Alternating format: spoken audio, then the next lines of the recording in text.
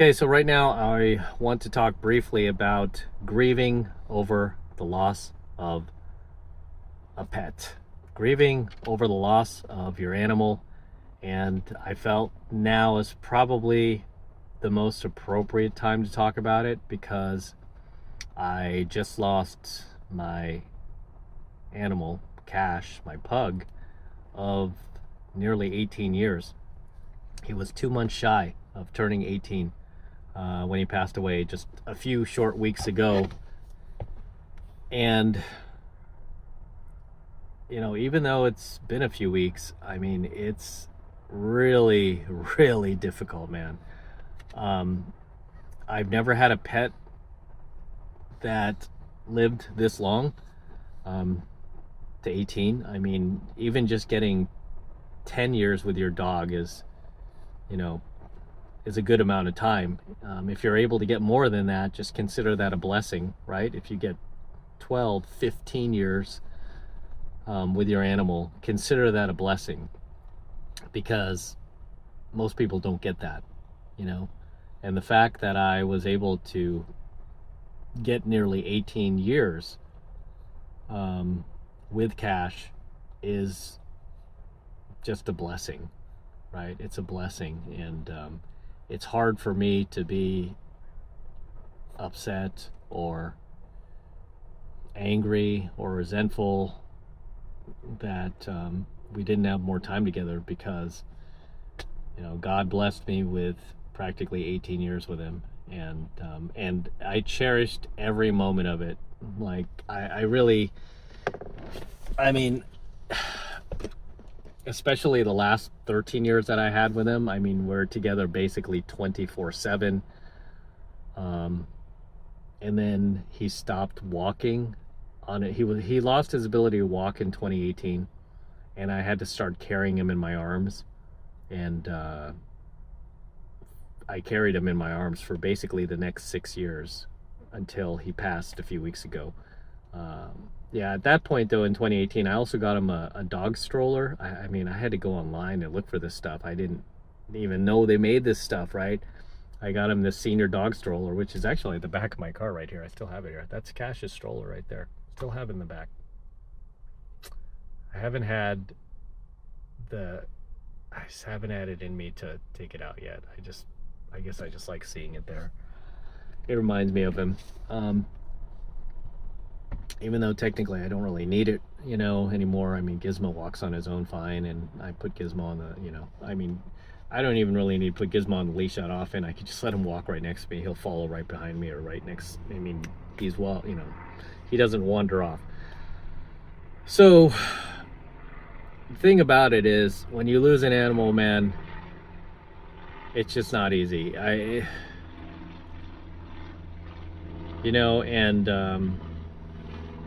some people will go right out and get another dog, and I just don't feel that that's fair to not only your animal that just passed away, but it's not fair to the next animal, because you're still grieving over the previous animal, right? It's kind of like how these women get into rebound relationships.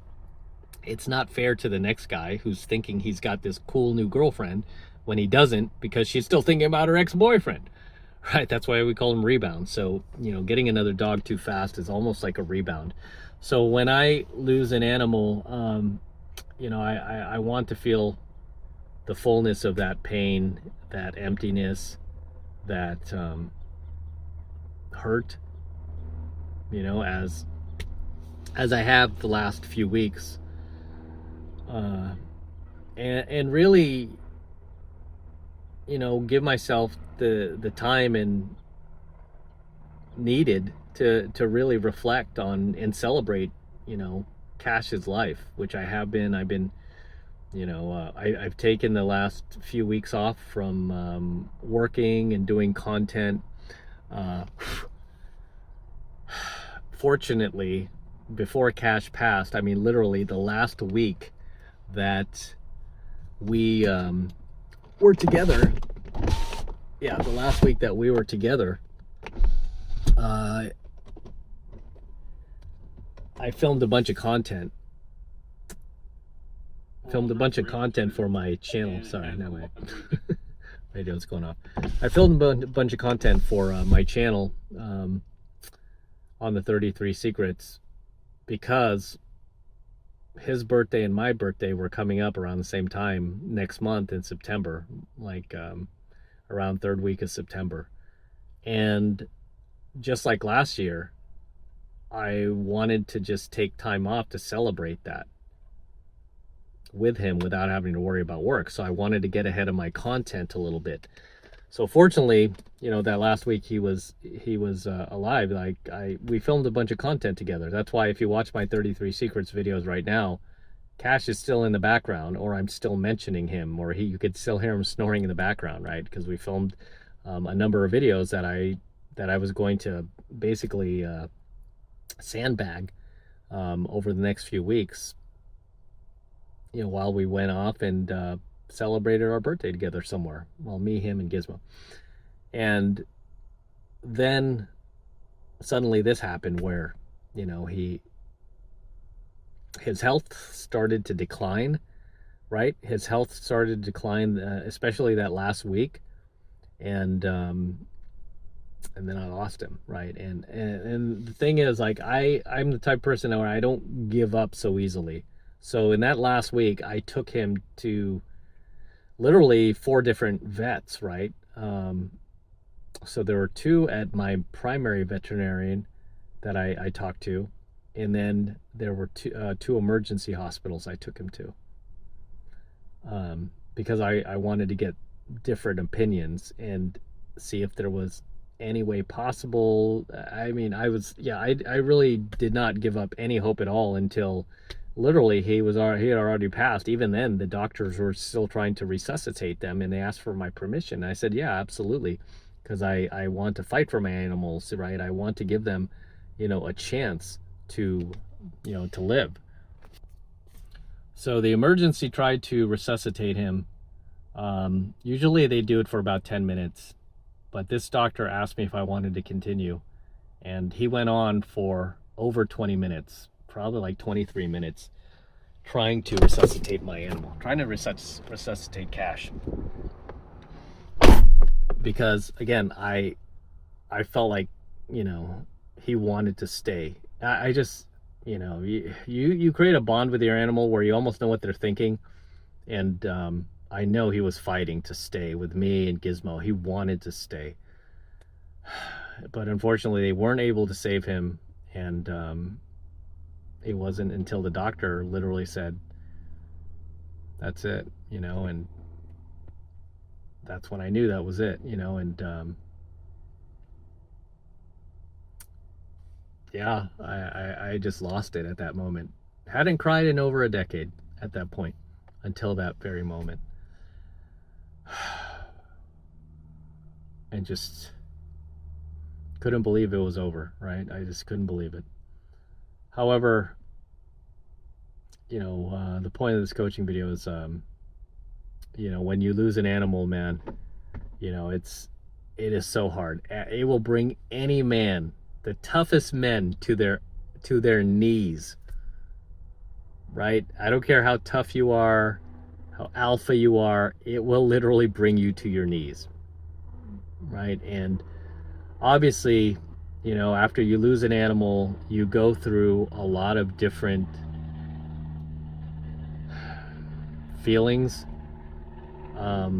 One of the primary feelings you will feel is guilt, right? No matter how good of a life you've given that animal, you will feel guilt, right? I mean, I gave Cash the best life I absolutely could. I mean, especially when he stopped walking, I started taking him with me everywhere because that was the doctor's orders, right? In 2018, when he stopped walking, I remember I brought him to a neurologist, because what happened was, the reason Cash stopped walking was he had accumulated, he had ruptured discs in his back, basically. So I brought him to one of the best neurologists in Southern California. It was in Tustin, California, and his doctor there works on a lot of the celebrity dogs, like Will Smith's dog, of all people. Cedric the Entertainer and, you know, other celebrities. So I brought Cash there. He did an MRI on him to see if there's anything we can do, like any type of surgery, any type of medication to get him to be able to continue walking. And he just said he's not a candidate. He has something called pug myopathy, which affects like 1 in 50 pugs. Unfortunately, he was one of them. So usually they get they lose their ability to walk at 6 years old. I mean, at the time, Cash was probably about 12, so he was able to walk for double that amount of time before he lost his ability to walk. And then the doctor said, it's your call what you want to do. He goes, half of the people will put the animal to sleep because they don't want to deal with the responsibility. The other half will continue on.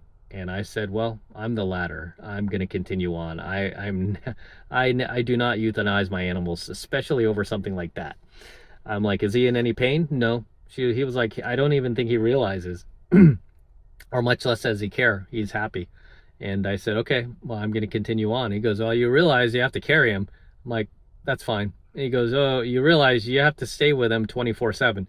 And I go, that's okay. I can do that. I don't have to go in an office. I go, if I do like a boot camp or something, I could hire somebody to watch him for me, or, a family member or girlfriend. It was like, okay, if you want to take on responsibility. But he let me know full ahead of time that it's not going to be easy. And at times it wasn't, right? At times it wasn't. And he was the first to advise me, like, you might want to get yourself a dog stroller. I'm like, they have that? He goes, oh yeah. He goes, you get yourself a dog stroller, make things easier for you, so you don't have to carry him like completely all the time. So I got the dog stroller. That's actually the third dog stroller that I got. We went through 3 of them. That is the third one there, because these things would not last very long, and they would I would kind of like rip through them pretty quickly. So that's the third one that we went through, and I still have it. But yeah, I carried him the last 6 years, and but that's what you do when you love your animal, man. And when it's their time to go, it's the hardest thing ever to deal with, because really, I mean, dogs don't live that long to begin with, right? I've always said like 10 years on average, and if you get more than 10 years, consider that a blessing. If you get 15 years, man, thank your lucky stars that dog's still there. If you get more than that, oh my God, get down on your knees and thank God, right? Because that is just rare, right? I mean, people will sometimes lose their dogs at 4 or 5 years old, because the dog gets cancer or something like that. Whereas I've never had that problem with my animals, right? Cash is definitely the longest. The animal that's lived the longest, next to my childhood animal, who lived like, I want to say like 15 years, and also Gizmo, who is now 13. I got Gizmo when he was a puppy, basically. He fell in my lap as well. But yeah, you essentially get a decade or so with your animal.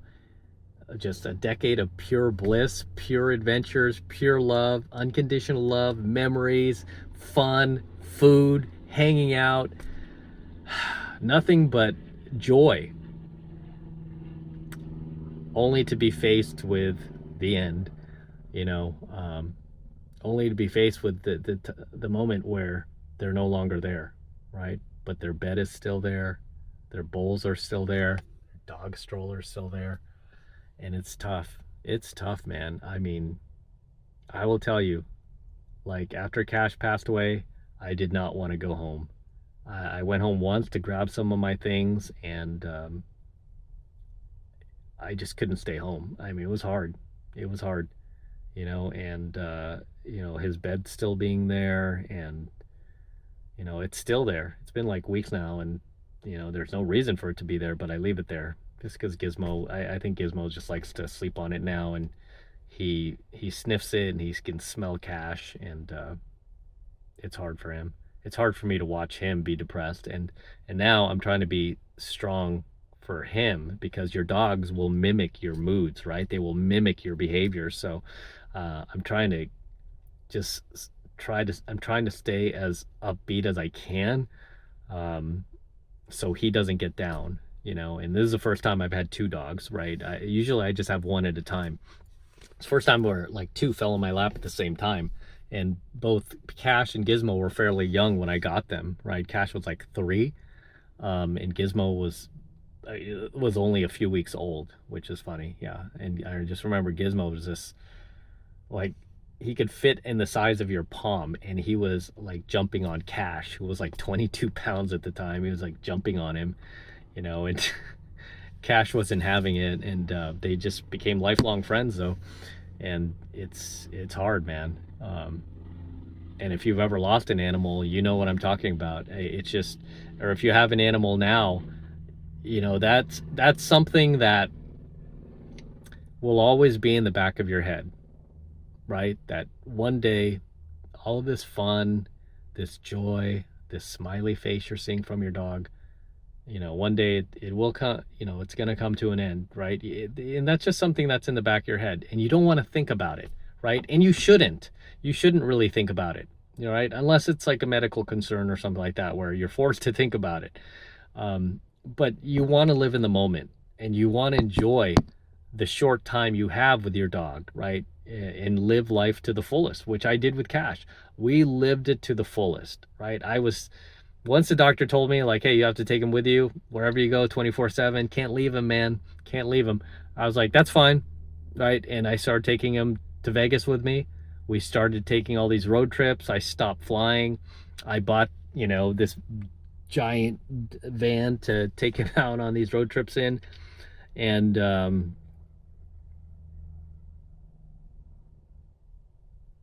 yeah, just lived it up, man. We went to the best restaurants, and I would bring my dogs in there. I mean, only a handful. I can count on one hand how many of those restaurants were like, no, you can't have a dog in here. Only a handful, right? But 99.9% of them were okay with it. I just would sit on the patio and be like, hey, let me sit on the patio. Can I sit on the patio with my animals, with my dogs? Oh yeah, that's fine. Oh yeah. They were totally cool about it, right? But a few were not. I get it. And I just never went back there. I'm like, I'm not going to give you my money then. That's fine. No problem.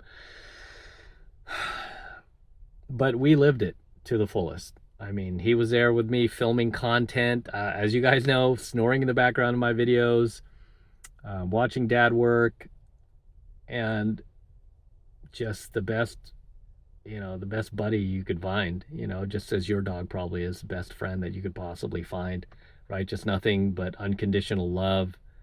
They never hold grudges against you. They never frickin' play mind games with you, or, you know, I mean, any frustrations you ever have with them, if they accidentally pee on the carpet or something like that, or spill food or spill their water, and you snap at them, I mean, they don't hold it against you. They just forgive and forget. They just want to love you. They just want to be your friend, right? I mean, me and Gizmo lately, because we're not ready for another animal, we're not ready to replace Cash.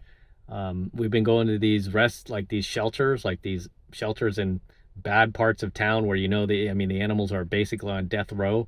And those animals that are on death row, I mean, we're complete strangers. We're walking by looking at these animals in their little jail cells, their little doggy jail cells, really pitiful condition, some of them. They come right to the little bar and lick your hand. They just want to be your friend. They just want to come with you. They just want to, you know, enjoy life with you, you know, and that's just amazing. That's just an amazing feeling. There's no reprehensions from them. Like, you know, I mean, it's just nothing but love, you know? So, when you have an animal and you know at some point it will be their time to go, you're just never prepared for it, right? It always happens unexpectedly too, like what happened with Cash. I mean, I've been obsessively looking at photos from even just 30 days ago where he was fine. He looked normal. We were actually in Vegas together 30 days ago. And that was probably one of our best trips that we ever had. Just the most fun. It was the beginning of summer. We stayed at the Mirage because it was the last few weeks before the Mirage hotel in Las Vegas was about to close. So I really wanted to stay there with him. And and Gizmo and just experience that. Like the last few weeks of the Mirage, I bought some souvenirs in their little store downstairs because I knew that, hey, they're going to close this place. I kind of want some souvenirs. But it was such a fun trip, man. The summer was starting, the weather was getting warm. It was just perfect. And I really, really cherish that trip now. And it was, the crazy thing is, it was just a month ago, right? I mean, I look at my phone, I'm like, man, this was just a few weeks ago. How did this happen? And I'm obsessively looking at his behavior in my videos that I took of him, and like, where did this start? Did it start earlier than what I noticed? What was going on? Did I miss something? You know, I've been going back and forth with his primary vet, and you know, and he's been gracious enough to take time out of his own schedule to answer questions that I have, that I'm like, hey, this is bothering me, man. I feel like, did I miss something? Is there something I could have done differently, something we could have done differently to extend his life, to change the outcome? And he's like, Matt, there's nothing. You know, he tells me, like, you know, it's a catch-22 because he feels that Cash had advanced periodontal, right? However, he goes, even if we could go back 2 years ago and we do a surgery on him, would he have survived the anesthesia at his age? Would he have made it through? And he says, we were talking about that at that time, Matt. He goes, you remember, we had this discussion almost any time you brought him in, and we talked about the risks. And it was always a catch-22. It's like, okay, you do the surgery, and if he doesn't make it, say you did it in 2022, 2 years ago. Say you did it and he didn't make it. You just lost those 2 years of memories that you had with him, right? You just lost those 2 years of memories. Or say he did make it and there were complications and you still lose. Or say he did make it and you were able to extend his life a little bit longer. You know, those are the questions that he's like, they're going to haunt you. And I don't blame you, you know, and they do. They haunt me. Right? I'm like, you know, you want to always do the best you can for your animals, and I'm just, you know, I mean, I have the best, like the best 4 vets in the entire state of California on my speed dial, ready to go in the event of an emergency. So, and even in that scenario, I asked myself, did I not act quick enough? Did I miss something? Is there, you know, was I not paying attention enough? And it's like, you know, you constantly obsess over these things, you know, but that is part of the guilt that you feel when you lose your animal. It's like, what could I have done differently? What, you know, is there anything I could have done? One thing I don't feel guilty about that I did feel guilty with previous animals is not spending enough time with them. Like I mentioned, I had a Doberman at one point back in the mid 90s, and she passed away in 2007. I really didn't place enough value on her until the last probably 3 or 4 years of her life. I was still in a place where I was prioritizing not only myself, but my girlfriend or girlfriends at the time. And after losing her, because I felt extremely guilty, I missed out on, you know, so many good times I could have had with her because I was like off doing my own thing or flying around, you know, with different girls. I reprioritized after her, and I was like, no, my animals come first and the girls come second. And ever since I did that, life has been 1,000 times better. I've been 1,000 times happier. And women that come into my life know their place, right? They know that, hey, you know, me and my animals come first. You're just kind of a visitor here until you prove otherwise. You know, versus before where it was the reverse, right? Back in the day, I put my girlfriends, like I pedestalized them ahead of both my animals and myself, which is wrong. You shouldn't do that. That's why I teach you guys, don't do that, right? But that is something I learned from having a dog, right? Having dogs. And then after I lost my Doberman in 2007, I never did that again. So when I got around to having, you know, Cash and Gizmo, I never prioritized another girlfriend again. They were always playing second fiddle to my life and my dog's life, right? They were along for the ride. And none of them complained. That was the funny thing. All of them were happy to be there. All of them were happy with the position they got, right? None of them were ever angry or resentful towards me about it. However, back in the day, when I did prioritize these women, they would get angry and resentful about that I was prioritizing. You know, how funny is that, right? How does that even make sense? Regardless, that is one thing I don't have any regrets or guilt about, was the fact that over the last, really the last decade plus that I've had Cash and Gizmo, who's still here, by the way, sleeping right now. He's missing a brother. Right, Giz? He's got his little duck over here. Over the last decade plus, I've had these guys. I've taken them with me everywhere. They've gone on all these adventures with me. We like doing the same things, going to beaches, Laguna Beach especially. We go there a lot. Orange County, Santa Monica Pier, Hollywood, Vegas, San Francisco. I mean, we go everywhere together. San Diego. Yeah, I don't have any regrets anymore, because I take them. They're with me all the time, and any girls that I date are okay with that. And they realize, like, okay, this guy is not going to prioritize me over, his life and his animals. And a lot of that as well is because they're just not here that long, right? They're here for a very short time, as I was mentioning earlier. They're not here as long as people are, and you need to value that and appreciate that, and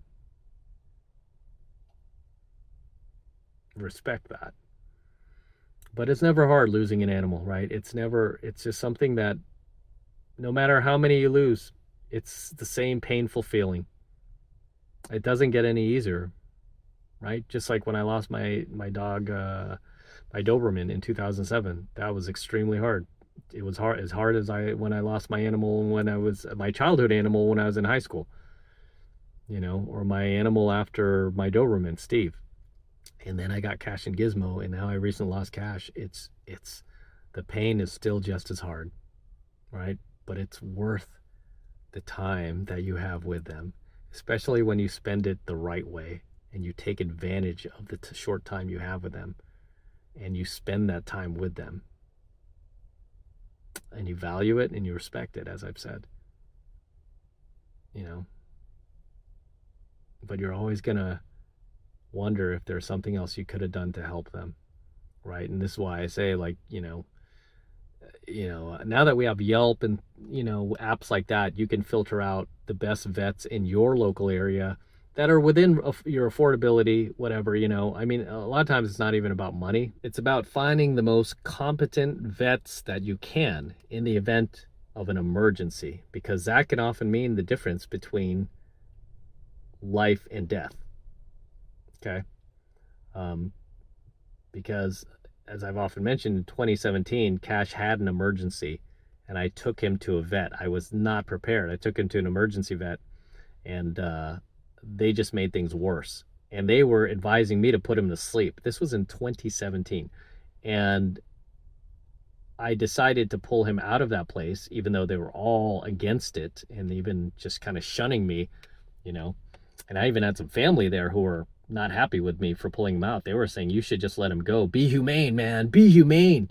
Do the humane thing and just let him go. And I was like, no, because I don't feel that it's the end. And I'm going to take him to another emergency and get a second opinion. And of course they were like, no, you're just going to waste another $4,500, which was what it cost me at that one.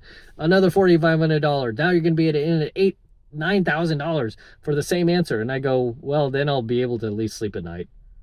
So I took him to the other vet, put on my credit card, and they saved him. I think it was probably within not even an hour that at the other vet, which was only 20 minutes away, different doctor came out and said, I have a different diagnosis. He has a simple infection. And I gave him some antibiotics, and I believe he's going to respond. And then by that morning, he was back to normal. He was eating again. He was drinking again. And probably the next day, I think they said, we're just going to keep him another day for observation. Then you can come pick him up tomorrow. Continue on with your lives together. And I was like, wonderful. And I picked him up the following day. And we proceeded, and that was back in 2017. We proceeded to have another 7 years of bliss together. Right? Just goes to show doctors aren't always right. This is why you need to be prepared. You need to have your vets ready to go. And I was not prepared at that time. I just found that the other vet on a fly. You know, but now I am. Now I am prepared. And I was able to get cash in to see 4 different doctors before, in that really the final few days that he was here. And just did everything I could to try to, you know, extend his life. You know, but you're never going to be prepared for when they finally go. I mean, I didn't even believe it until the doctor literally told me that was it. And even then he said, "Do you want me to try to resuscitate him?" And I said, "Yeah, absolutely." He tried to resuscitate him. They usually do about 10 minutes of resuscitation before they give up. I had him do 20. He ended up going 23, 24 minutes because he saw how determined I was. And after that, literally, like 24 minutes later, he just said, "Matt." And I said, yeah, we just both started bawling together. The doctor started bawling with me because I started tearing up, you know, and yeah. And it hasn't even been a month. It's been a few weeks, and man, it like just eats away at you constantly. You go to the same parks that you went to, it tears you up. You go to the same food places. I mean, you can only avoid it for so long. Like right now, I'm trying to avoid certain restaurants I went to with Cash, and certain, you know, fast food places I went with him, you know, just because it's just way too painful right now, you know. And I have gone to a few of the dog parks that Gizmo likes, that him and Gizmo like together. And even then, I mean, we're at one right now, and it's extremely difficult to be here. Very, very difficult.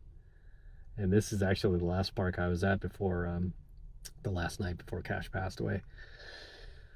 So it's hard, man. And if you've lost an animal recently, let me know in the comments below. Share your story. And I'm sorry if this video has gone on too long. But yeah, share your story. I hope my story has helped you in some way, shape, or fashion. If it has, let me know in the comments below. And I'll see you in the next one. So until next time, this is Matt Cross from AlphaMaleSecrets signing out here at the Las Vegas Strip. Don't forget to smash that like button, smash the subscribe button, and smash that notification bell for me as well. It helps me out a ton with the YouTube algorithm. And also, if you're not yet subscribed to my channel, AlphaMaleSecrets, make sure you click that subscribe button now so you're notified whenever I release a brand new coaching video here on my AlphaMaleSecrets channel. And for you guys who want to support my work and all of this red pill, gold pill, platinum pill content that I'm teaching you even further, the best way to do that is by becoming a premium subscriber of my premium AlphaMaleSecrets channel. And right now it's only $1 for the entire first month of premium AlphaMaleSecrets content from me. So take advantage of it. All you need to do is click that link below in my description box. It will take you over to my website where you can get signed up right now. It just takes 2 seconds. And this is the absolute best way to support my work. So do that now, and I will see you in my next coaching video. I'm out, guys. Ugh, look at that.